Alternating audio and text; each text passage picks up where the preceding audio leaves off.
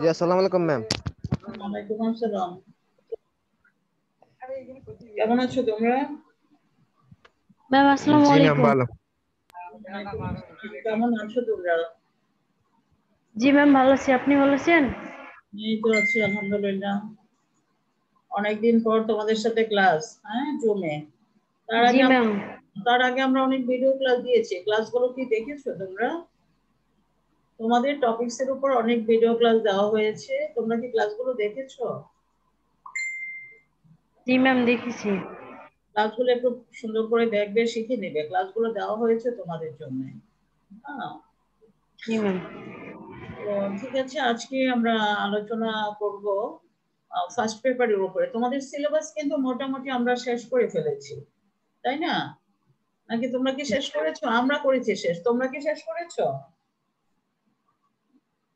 তোমরা কি পড়াশোনা করেছো এই ছুটিতে? পড়াশোনা করা হয়নি? তো আজকে যেটা আমরা করব, আজকে আমি ফার্স্ট পেপারের উপরেই তোমাদের আলোচনা করব। এই রিভিউ ক্লাসগুলো তোমরা সবাই মনোযোগ দিয়ে করবে, কারণ এই রিভিউগুলো ক্লাসের পরেই কিন্তু তোমাদের ইয়ার ফাইনাল পরীক্ষায় তোমাদেরকে বসতে হবে। তো এই জন্য রিভিউ ক্লাসগুলো আমরা এগুলো করে করে এমসিকিউ এবং সিকিউ দুই ধরনের কোশ্চেনই তোমাদের আগেও আমরা দিয়েছি ক্লাসে, আবারও নতুন করে দিয়ে দিয়ে তোমাদের হোমওয়ার্ক হিসেবে আমরা সেগুলো তোমাদের শিখিয়ে দেবো। তোমরা ক্লাসে অবশ্যই অবশ্যই প্রেজেন্ট থাকবে, এটা আশা করবো। পার্সেন্টেজের দিকে এত শর্ট পার্সেন্টেজ হলে হবে না, থাকতে হবে, ক্লাসে থাকতে হবে। তো মানসুরা কেমন আছো তুমি? আসসালামু আলাইকুম ম্যাডাম, ভালো আছেন? আমরা তো আছি আলহামদুলিল্লাহ। তোমরা কেমন আছো? তোমাদের সাথে তো দেখা হয় না অনেক দিন। হ্যাঁ, জি ম্যাডাম, আলহামদুলিল্লাহ ভালো আছি। ম্যাম কাল ম্যাম, কলেজে গিয়েছিলাম কিন্তু ম্যাম আপনি তো আসেন নাই কালকে। কালকে আমরা ছিলাম, কলেজে ছিলাম, কাজ ছিল, ডিপার্টমেন্টেও ছিলাম। যখন তোমরা গেছো তখন হয়তো বা ছিলাম না।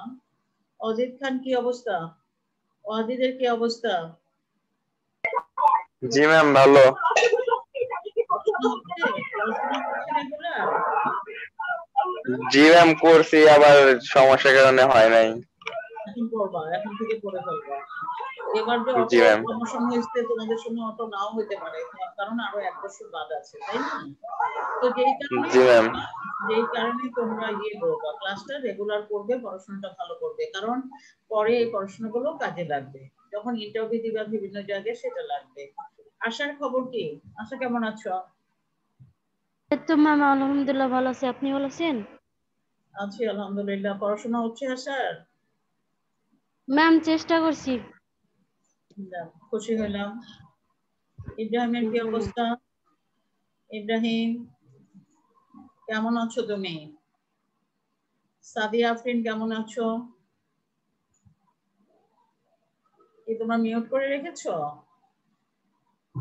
আচ্ছা, যাই হোক, আজকে আমরা এখন থেকে ক্লাসে যাই। তোমরা যারা ক্লাসে আসছো তোমাদের মোস্ট ওয়েলকাম আজকের এই অনলাইন ক্লাসে। আজকে অনলাইন জুমের ক্লাসে আজকে তোমাদের সাথে আমার প্রথম ক্লাস। তো তোমরা সবাই আমাকে চিনো, কারণ 1 বছরের মতো আমরা ক্লাস করেছি একসাথে। আমি ফেরদৌসী আক্তার, অ্যাসোসিয়েট প্রফেসর, ভূগোল ও পরিবেশ বিভাগ এবং মোহাম্মদপুর কেন্দ্রীয় কলেজ। তা আজকে আমরা আলোচনা করব ভূগোল প্রথম পত্র থেকে অধ্যায়, চতুর্থ অধ্যায়, বায়ুমণ্ডল এবং বায়ু উপাদানগুলো নিয়ে আলোচনা করব। তো আমরা এখন তোমার স্ক্রিন শেয়ার করি। স্ক্রিন শেয়ারের মাধ্যমে আজকে আমরা আলোচনাটা করব এবং ক্লাস তোমাদের স্ক্রিন শেয়ারের মাধ্যমে ক্লাস নেব।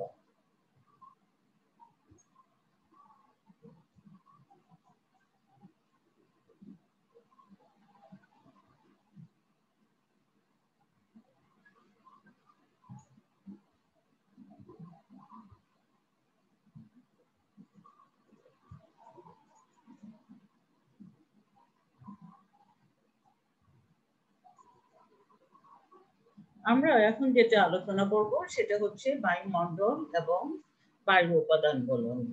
এখন বায়ুমণ্ডল কি তোমরা সেটা অনেকেই জানো, আগে আমরা ক্লাসে পড়িয়েছি, তো আজকে হচ্ছে রিভিউ ক্লাস। বায়ুমণ্ডল হচ্ছে বায়ুমণ্ডল আমাদের যে পৃথিবীতে আছে, যে পৃথিবীতে আমরা বসবাস করছি, সেই পৃথিবীর পৃষ্ঠ থেকে ঊর্ধ্ব দিকে বায়বীয় আবরণ, যে আবরণটা পৃথিবীকে বেষ্টন করে রেখেছে তাকেই বলা হয় বায়ুমণ্ডল। এখন এই যে বায়ুমণ্ডল, এই বায়ুমণ্ডলটা হচ্ছে পৃথিবীর নানা প্রকার গ্যাসীয় পদার্থের সমন্বয়ে গঠিত। কিন্তু প্রাকৃতিক বা অপ্রাকৃতিক কারণে যদি অতিরিক্ত কোনো পদার্থ এর সাথে মিশে যায়, যখন সেই মিশে যাওয়ার পরে সেই বায়ুটা মানুষ ও অন্যান্য প্রাণীকুলের জন্য মারাত্মক ক্ষতির সম্মুখীন হয়, সেই কারণে তখন বায়ুটাকে বায়ু দূষণ বলা হয়ে থাকে। আর এই বায়ু দূষণ এই জন্য প্রতিরোধ করা একান্তভাবে জরুরি। এখন বায়ুমণ্ডলটা কি আমরা যদি একটু জানি, বায়ুমণ্ডল আমরা যখন ইংলিশে বলবো সেটাকে বলবো আমরা অ্যাটমসফিয়ার, বাংলায় বললে আমরা বলবো বায়ুমণ্ডল। পৃথিবীর ভূপৃষ্ঠ থেকে ঊর্ধ্ব দিকে এই যে বায়বীয় আবরণটা আছে, সমগ্র পৃথিবীকে বেষ্টন করে আছে, তাকেই বলা হয় বায়ুমণ্ডল। এই বায়ুমণ্ডল নানা প্রকার গ্যাসীয় পদার্থের সমন্বয়ে গঠিত। তো ভূগোলবিদরা অনেক সময়, বিজ্ঞানীরা অনেক সময় মনে করে যে এই বায়ুমণ্ডলের বয়স 35 কোটি বৎসর। বায়ুমণ্ডলটা যে পৃথিবীর চারিদিকে বেষ্টন করে আছে তার বয়স হলো 35 কোটি বৎসর। এবং এই বায়ুমণ্ডল পৃথিবী থেকে ঊর্ধ্বাকাশে তোমার 10,000 কিলোমিটার পর্যন্ত বিস্তৃত। 10,000 কিলোমিটার। তোমাদের অনেক সময় কোশ্চেন আসে যে কত কিলোমিটার পর্যন্ত বিস্তৃত, এটা 10,000 কিলোমিটার পর্যন্ত বিস্তৃত। আবার যদি বলা হয় বায়ুমণ্ডলের বয়স কত, তখন 35 কোটি বৎসর। তাহলে এই পয়েন্টগুলো তোমরা মেমোরিতে রাখবে, অ্যান্টি করে রাখবে ডায়েরিতে, এগুলো যেন এমসিকিউ কোশ্চেন আসে তখন সেগুলোকে তোমাদের লিখতে হবে। তাহলে এই যে বায়ুমণ্ডলটা, বায়ুটা আছে, সেই বায়ুকে আমরা দেখতে পাই না, বায়ুকে আমরা অনুভব করতে পারি। আর মাধ্যাকর্ষণের ফলে বায়ু রাশি পৃথিবীর গায়ে লেগে আছে। পৃথিবীর মাধ্যাকর্ষণ যে পৃথিবীর যে শক্তি পৃথিবীর কেন্দ্রে, সেটা সেই শক্তির কারণে পৃথিবীর গায়ে বায়ুমণ্ডলটা লেগে আছে। আর পৃথিবী পূর্ব দিক থেকে পশ্চিম দিকে প্রতিনিয়ত আবর্তন করছে, তো এই আবর্তনের সাথে সাথে বায়ুও আবর্তিত হচ্ছে। কিন্তু পৃথিবীর কঠিন পদার্থ, পৃথিবী যত তাড়াতাড়ি ঘূর্ণয়ন করছে বায়ুটা সেই তুলনায় কম্পারেটিভলি একটু কম ঘূর্ণয়ন করে থাকে। এই জন্য বায়ুমণ্ডলটা দেখা যায় বায়ুটা পৃথিবীর ঘূর্ণয়নের থেকে একটু পিছনে চলে যায়। এখন এই যে বায়ুমণ্ডল গঠনকারী যে উপাদানগুলো আছে, কি কি উপাদান নিয়ে বায়ুমণ্ডল গঠিত, আমরা এই জিনিসটা একটু আলোচনা করব। বায়ুমণ্ডল বহু গ্যাসের সমন্বয়ে মিশ্রিত একটি সংমিশ্রণ। বায়ু হচ্ছে একটি গ্যাসীয় পদার্থ, এখানে অনেক গ্যাসীয় পদার্থ আছে, এছাড়া কিছু আবার কঠিন ও তরল কণিকাও আছে যাদের সমন্বয়ে বায়ু গঠিত। তো ম্যাক্সিমাম পদার্থই হচ্ছে গ্যাসীয় পদার্থ। তো এখন এই যে বায়ুমণ্ডলে কিছু কিছু পদার্থ স্থায়ী আছে এবং আয়তনের দিক দিয়ে নির্দিষ্ট থাকে, আবার কিছু পদার্থ স্থান কাল ভেদে পরিবর্তিত হয়।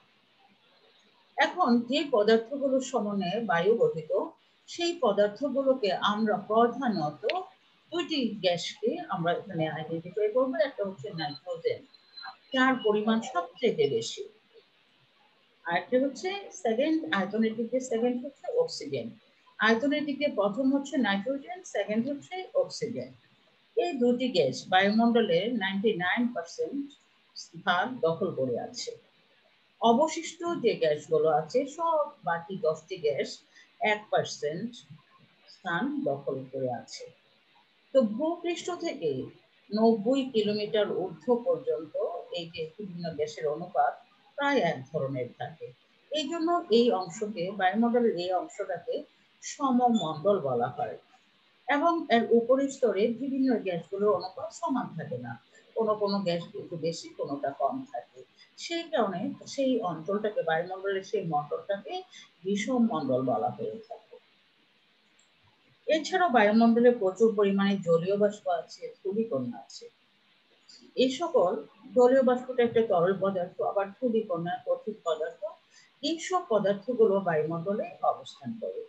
এই প্রতিটা পদার্থেরই উপাদানের বায়ুমণ্ডলে একটি ভূমিকা আছে, গুরুত্ব আছে। এখন যে গ্যাসীয় পদার্থগুলো, এই পদার্থগুলো নিয়ে বা যে উপাদানগুলো নিয়ে বায়ুমণ্ডল গঠিত, সেই উপাদানগুলোকে আমরা প্রধানত তিনটি ভাগে ভাগ করতে পারি। একটি হচ্ছে গ্যাসীয় উপাদান, একটি জলীয় বাষ্প, আর একটি উপাদান হচ্ছে ধূলিকণা। তাহলে বায়ুমণ্ডলের উপাদান সমূহকে কয় ভাগে ভাগ করা যায় এমন যদি প্রশ্ন আসে, তাহলে তোমরা অ্যান্সার করবে গ্যাসীয় উপাদান, জলীয় বাষ্প এবং ধূলিকণা, তিন ভাগে। যদি বলে কয় ভাগে, অ্যান্সার হবে তিন ভাগে। কি কি যদি বলা হয়, এইগুলো, এই যে উপাদানগুলো ক্লাসিফিকেশন, সেগুলো তোমরা মেমোরিতে রাখবে। কারণ কি, এমসিকিউ কোশ্চেনে এরকম দেওয়া থাকবে বায়ুমণ্ডলের উপাদান কয় ভাগে, 4 ভাগ, 3 ভাগ, 2 ভাগ, এরকম। তখন তোমরা কি করতে হবে, 3 ভাগে। গ্যাসীয় উপাদান আছে কিছু, জলীয় উপাদান আর কিছু ধূলিকণা। তিনটি উপাদান কি কি আমরা একটু ডিটেলস আলোচনা করছি। গ্যাসীয় উপাদান, যদি গ্যাসীয় উপাদান নিয়ে আলোচনা হয়, তাহলে আমরা প্রথমেই দেখতে পাই যে বায়ুমণ্ডলের গ্যাসীয় উপাদানের 99 ভাগই নাইট্রোজেন। 77 গ্যাসীয় উপাদান হচ্ছে 99 ভাগ, আর এর মধ্যে 77.08% হচ্ছে নাইট্রোজেন। এখন এমসিকিউ কোশ্চেনে অনেক সময় বলা হয় যে নাইট্রোজেনের পরিমাণ কত। এখানে যেমন 78.08% নাইট্রোজেন আছে, কিন্তু তোমাদের যদি কোশ্চেনে এরকম হয় 77.08 অথবা 78.08, 79.0, এরকম ভাবে তোমাদের অপশন দেওয়া থাকবে। এই জন্য তোমাদের এটা মেমোরিতে রাখতে হবে, 78.08% হচ্ছে নাইট্রোজেন। আর অক্সিজেন হচ্ছে সেকেন্ড, প্রথম আয়তনের দিকে নাইট্রোজেন, সেকেন্ড হচ্ছে অক্সিজেন, 20.94%। এটাও তোমরা মেমোরিতে রাখবে, 20.94% হচ্ছে অক্সিজেন। আর বাকি এই দুইটাকে যদি আমরা অ্যাড করি, তাহলে দেখা যায় এখানে 99% হয়ে যায় অক্সিজেন এবং নাইট্রোজেনের আয়তন। তা আর 1% অবশিষ্ট যে 1% আছে, সেখানে আর্গন, কার্বন ডাই অক্সাইড, আরো অন্যান্য 7টি গ্যাস নিয়ে ওই বাকি অংশটুকু দখল করে আছে। তো এখন আমরা বিভিন্ন গ্যাসীয় পদার্থগুলো যে অনুপাত, সেটা আমরা একটা সারণীতে দেখতে পাচ্ছি। নাইট্রোজেন আছে 78.08%, অক্সিজেন আছে 20.94%, আর্গন 0.93%, কার্বন ডাই অক্সাইড 0.03%, নিয়ন হচ্ছে 0.0018%। এভাবে করে আমরা ওজন যদি দেখি 0.000, তারপর হচ্ছে 5%। এবং মিথেন যদি আমরা দেখি 0.402%, নাইট্রাস অক্সাইড 0.405%।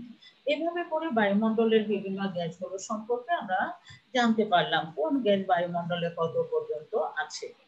এখন এই গ্যাসগুলোর কি ভূমিকা, আমরা যদি এখন এটা দেখি যে গ্যাসগুলো বায়ুমণ্ডলে কি ধরনের ভূমিকা রাখছে।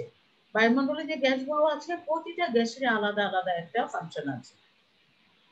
তো এখন এই নাইট্রোজেন যদি আমরা দেখি, নাইট্রোজেন অনুপাত আমরা একটু আগে জানলাম যে এটার পরিমাণ অনেক বেশি, 78.08%। তো এই নাইট্রোজেনের অনুপাত সব গ্যাসের তুলনায় বেশি, কিন্তু এই গ্যাসটি হচ্ছে নিষ্ক্রিয় গ্যাস। এই গ্যাস জৈব পদার্থে, এই গ্যাস থেকে প্রোটিন জাতীয় খাদ্য, উদ্ভিদ জীব যখন আছে, প্রোটিন জাতীয় খাদ্য প্রস্তুত করতে এই গ্যাস সহযোগিতা করে।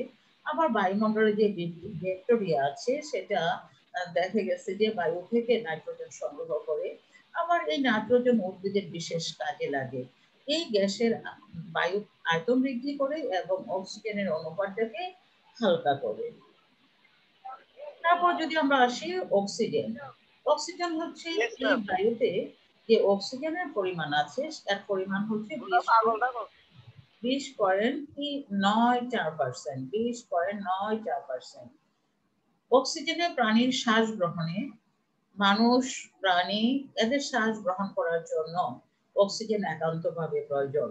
আর অক্সিজেন প্রাণী বা মানুষের দেহের শক্তি এবং উত্তাপ বাড়ায়। এবং জীবকুলের নিকট অক্সিজেনের অপরিহার্য গুরুত্বপূর্ণ। তোমরা জানো অক্সিজেন ছাড়া মানুষ 1 মিনিটও বেঁচে থাকতে পারে না, প্রাণীও বেঁচে থাকতে পারে না। এই অক্সিজেন আমরা বায়ুমণ্ডল থেকে পেয়ে থাকি। এখন কোশ্চেন হচ্ছে বায়ুমণ্ডলে এত অক্সিজেন, এত লোকজন, অক্সিজেন তো শেষ হয়ে যাওয়ার কথা, কিন্তু না, অক্সিজেনটা শেষ হচ্ছে না এই কারণে, কারণ যখন তোমার অক্সিজেনের মানুষ বা প্রাণী যখন অক্সিজেনকে গ্রহণ করে, তখন জীব জন্তু উদ্ভিদ যখন খাদ্য তৈরি করে, তখন বায়ুমণ্ডলে প্রচুর পরিমাণে অক্সিজেন ছেড়ে দেয়। এই কারণে দেখা যায় অক্সিজেনের পরিমাণ, প্রাণীরা অক্সিজেন গ্রহণ করছে, আবার উদ্ভিদ বায়ুমণ্ডলে অক্সিজেন ছাড়ছে। এই কারণে অক্সিজেনের ভারসাম্য রক্ষা হচ্ছে। ভারসাম্য রক্ষা হয়ে অক্সিজেনের পরিমাণ 20.94% থাকছে।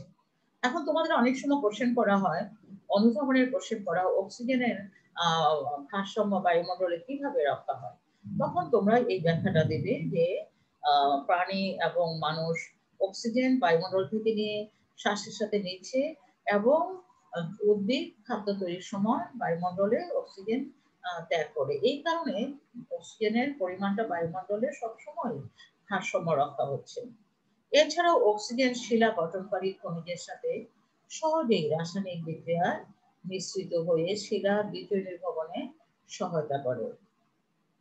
এই যে অক্সিজেনের শিলা গঠনকারী যে খনিজের সাথে সহজেই রাসায়নিক, অক্সিজেনটা বিভিন্ন খনিজের সাথে রাসায়নিক বিক্রিয়া হয়ে সেটা দ্বিতীয় নির্গমনে সহায়তা করে।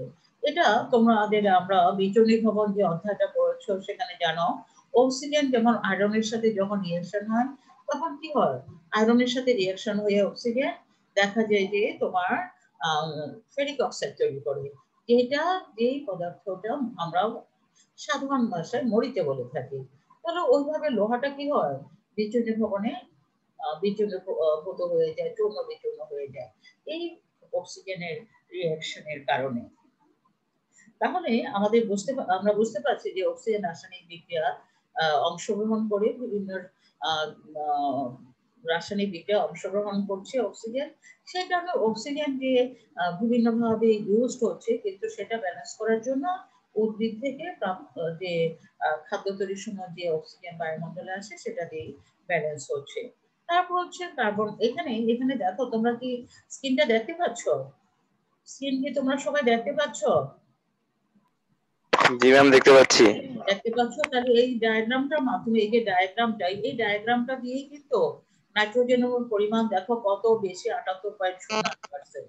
হ্যাঁ, এরকম একটা ডায়াগ্রাম দিয়েও কিন্তু তোমাদের কোশ্চেন করা যেতে পারে যে এখানে ক দিয়ে দিল, এটা কি গ্যাস, এটার ভূমিকা বায়ুমণ্ডলে, এটার কি ভূমিকা। তো এতটা 78.08% মানে কি অনেক জায়গা দখল করে আছে। তাহলে এটা নাইট্রোজেন তোমরা বুঝে ফেলবা, কারণ এত জায়গা অন্য কোনো গ্যাসের দখল করে না, কারণ অন্যান্য গ্যাসের পরিমাণ অনেক কম।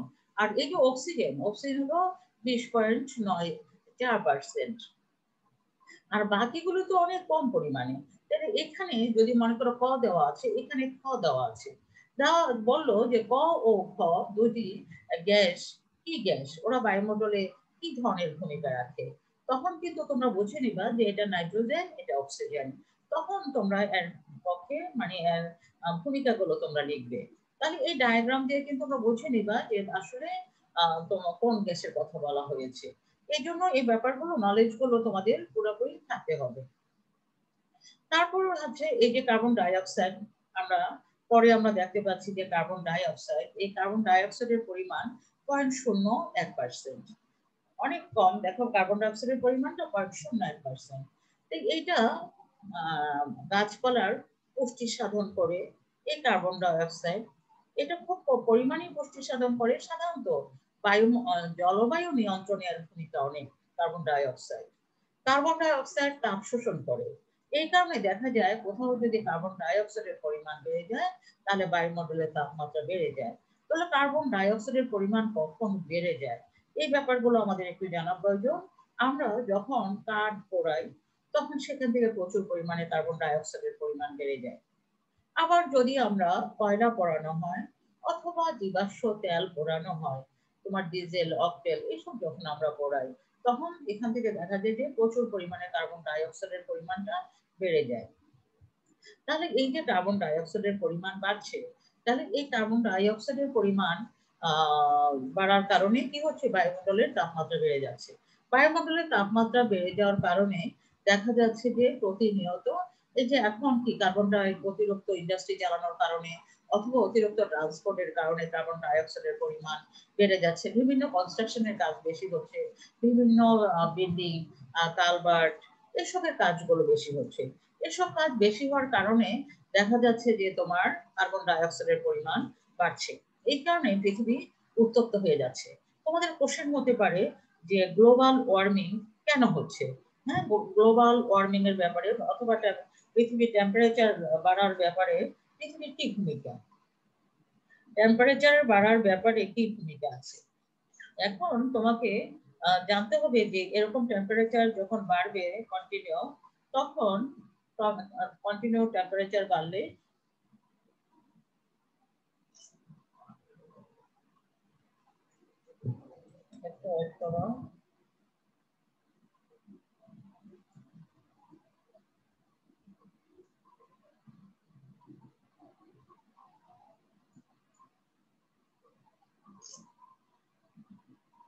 এখন টেম্পারেচার যখন বেড়ে যাবে তখন কার্বন ডাই অক্সাইডের পরিমাণ বেড়ে গেলে টেম্পারেচারের পরিমাণটাও বেড়ে যায়।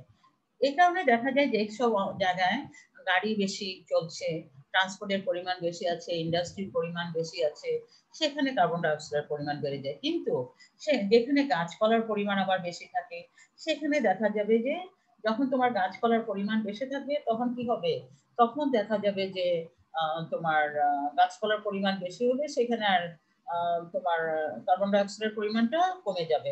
কারণ কি, গাছপালার পরিমাণ যখন বেশি হবে তখন কার্বন ডাই অক্সাইডের পরিমাণটা কেন কমবে বলো তো, কেন কমবে? গাছপালার পরিমাণ যদি বেশি হয় কার্বন ডাই অক্সাইডের পরিমাণ কেন কমবে বলো?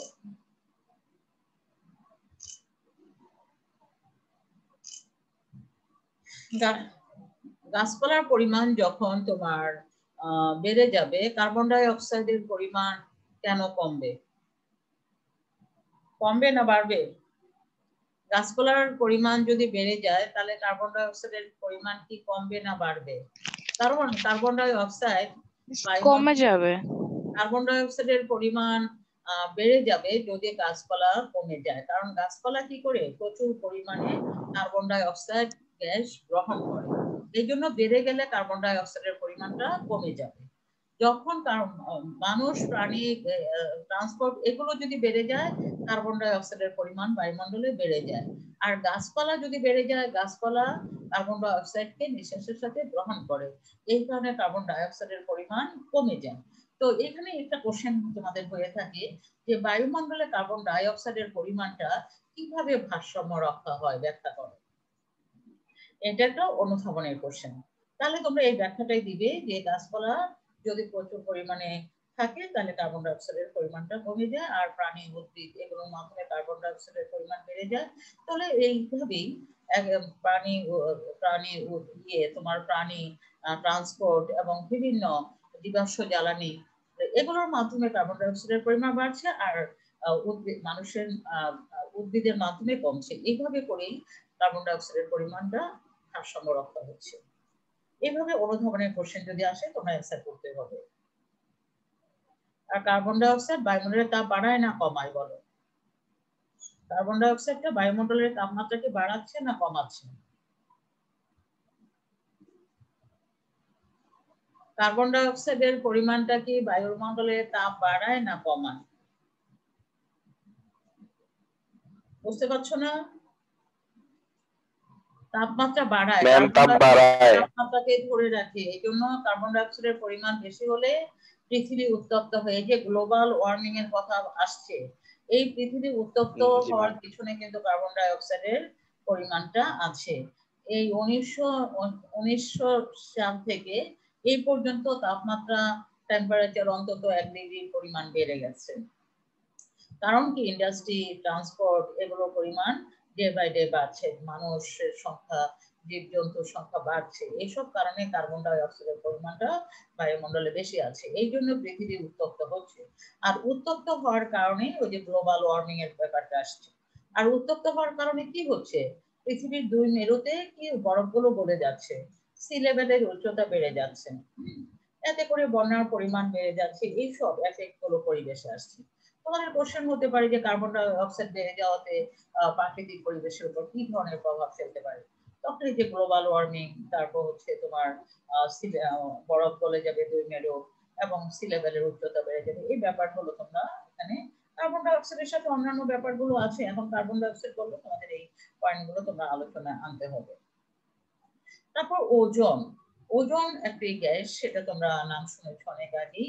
ওজনটা কত, ভূপৃষ্ঠ থেকে 20 থেকে 50 কিলোমিটার উচ্চতার মধ্যে এই গ্যাসটি বেশি দেখা যায়।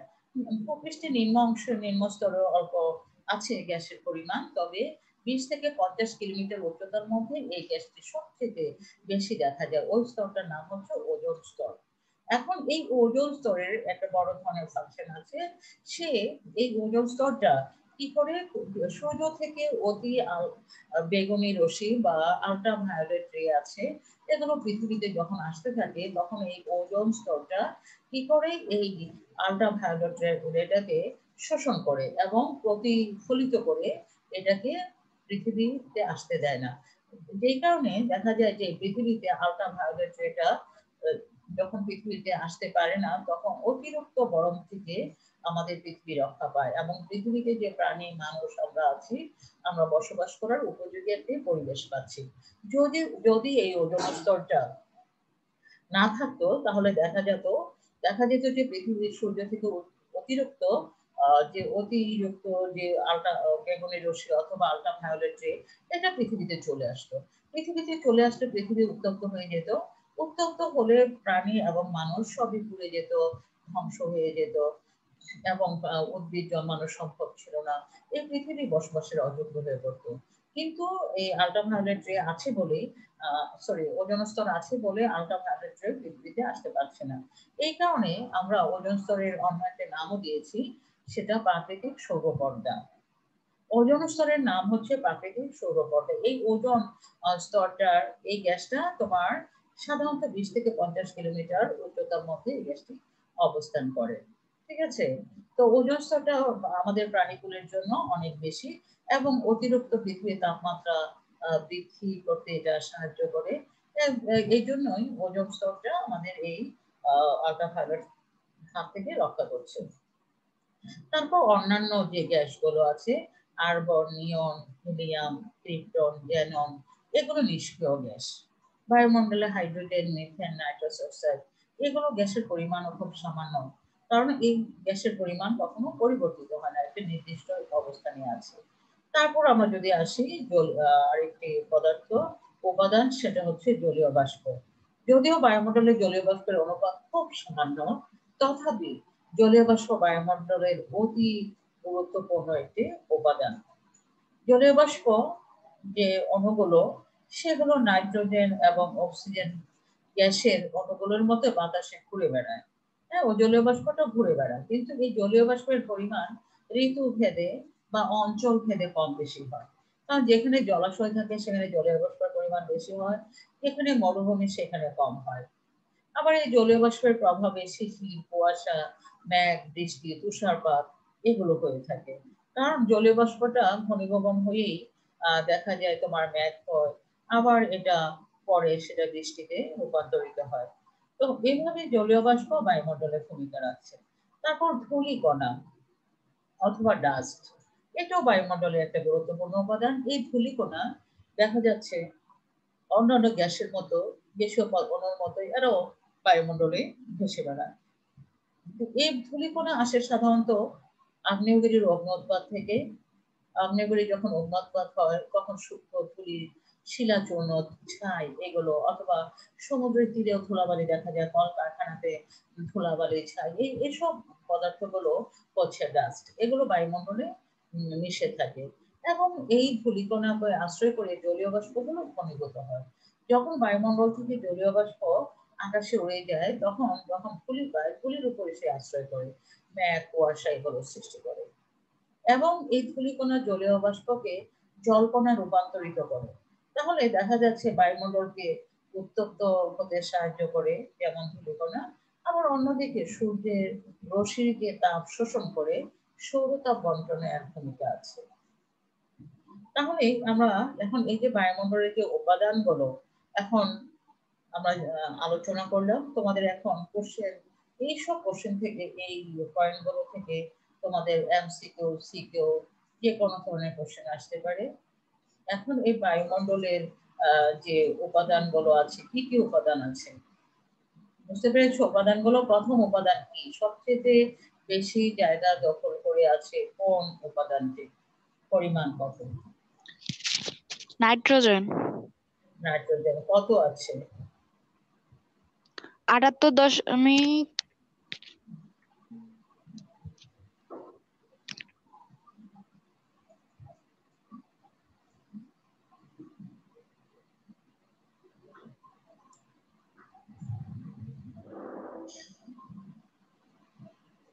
রাফি,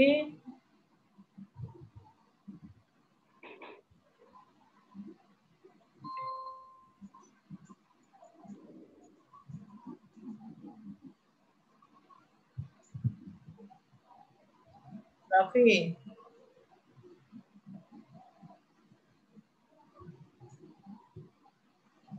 এখন তোমাদের এই যে তোমার এতক্ষণ যেটা আমরা আলোচনা করলাম যে বায়ুমণ্ডল কি, বায়ুমণ্ডলের যে তোমার ইয়েগুলো, বায়ুমণ্ডলের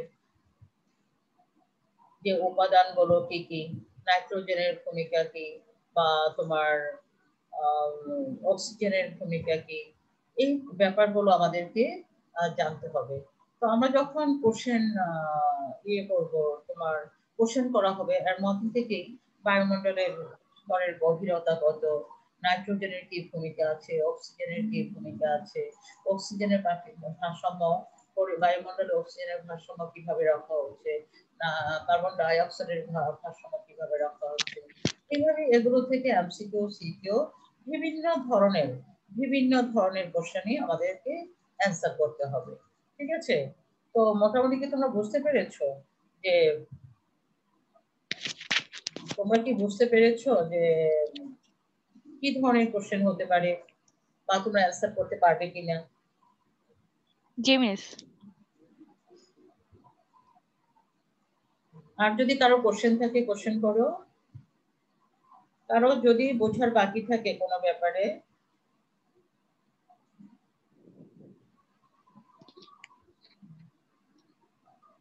কারো কোশ্চেন আছে? দেখো কোনো কোশ্চেন থাকলে কোশ্চেন করো।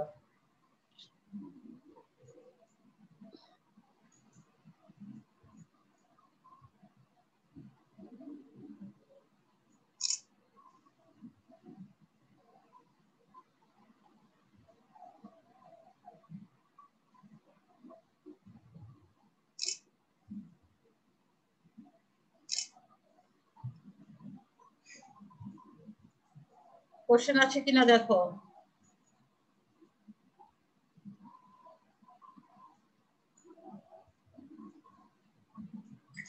এখন তোমাদের আগামী ক্লাসে আমি বায়ুমণ্ডলের স্তরগুলো নিয়ে আলোচনা করব। তো বায়ুমণ্ডলের স্তরগুলো প্রতিটা স্তরের আলাদা আলাদা আবার বৈশিষ্ট্য আছে, সেগুলো আবার। তোমাদের কি কারো কোনো কোশ্চেন আছে? জি মিস। কি বোঝা গেছে? জি।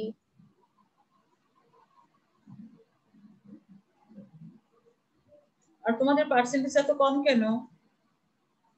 তোমরা তো 45 স্টুডেন্ট ছিল আমার সেকশনে, তোমরা প্রমোশন পাও নাই? প্রমোশন হয় নাই তোমাদের? সবই তো প্রমোটেড হয়ে গেছে, তাই না? জি সবই তো মিস। প্রমোটেড হয়েছে, তাহলে কেন এত স্টুডেন্ট এত কম কেন? তোমরা জানো না যে ক্লাস হবে? জি মিস। আচ্ছা, তাহলে একটা কোশ্চেন লিখো তোমরা, বায়ুমণ্ডল বলিতে কি বুঝো? বায়ুমণ্ডলের বিভিন্ন উপাদানগুলোর বৈশিষ্ট্য ও গুরুত্ব আলোচনা করো। এই কোশ্চেনটা তোমরা পড়বে। আগামী ক্লাসে আমি কোশ্চেন জিজ্ঞেস করব। বায়ুমণ্ডল কাকে বলা হয়, বায়ুমণ্ডলের বিভিন্ন উপাদানগুলোর বৈশিষ্ট্য ও গুরুত্ব আলোচনা করো। ঠিক আছে?